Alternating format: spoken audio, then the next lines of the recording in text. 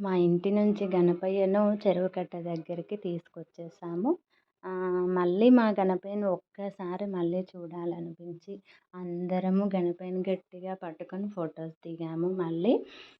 ఇక చూడండి మా సురేష్ అయితే గణపయ్యను గంగమ్మ ఒడిలోకి చేర్చుదామని రెడీగా ఉన్నాడు. గంగమ్మ దగ్గరికి వెళ్ళాలంటే కాస్త మెట్లు దిగాలండి. గణపయ్యను తన తలపై పెట్టుకొని మెల్లిమెల్లిగా గంగమ్మ దగ్గరకు వచ్చేస్తున్నాడని. చూడండి ఇక్కడ మా వారు గణపయ్యను వాళ్ళ తమ్ముడికి ఇచ్చేస్తున్నాడండి. మెల్లిగా మెల్లిగా పట్టుకుంటున్నాడండి. మా వారి చేతిలో నుంచి గణపయ్య మా సురేష్ చేతిలోకి వెళ్ళిపోయింది. గణపయ్య కూడా గంగమ్మ ఒడిలోకి చేరడానికి రెడీ అయిపోయాడు.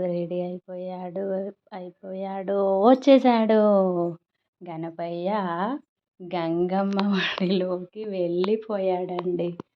చూడండి వెళ్ళిపోయాడా లేదా అని మళ్ళీ వీళ్ళు డిస్కషన్ అండి. గణపయ్య పూజకు చేసిన సామానంతా మా బుజ్జి తండ్రి గంగమ్మలో కలిపేశాడండి. అయిపోయిందండి, నిమజ్జనం అయిపోయింది. అందరూ రిటర్న్ అయిపోతున్నారు. అయితే ఇంతకు గణపయ్య గంగమ్మ ఒడిలోకి పోయాడా లేదా అని మా వారు మా బాబు చూశారు. అయిపోయింది. మా బాబు చకచకా డ్యాన్స్ చేసుకుంటూ వాళ్ళ నాన్నను కూడా డ్యాన్స్ చేసుకుంటూ రమ్మని ఇద్దరు పరుగున మెట్లు ఎక్కేసారండి. చూడండి ఎంత ఫాస్ట్గా వెళ్ళిపోతున్నారు కదా. ఇలా ఉందండి మా ఇంటికి గణపతి పూజ అప్పుడు ఇలా ఉందండి.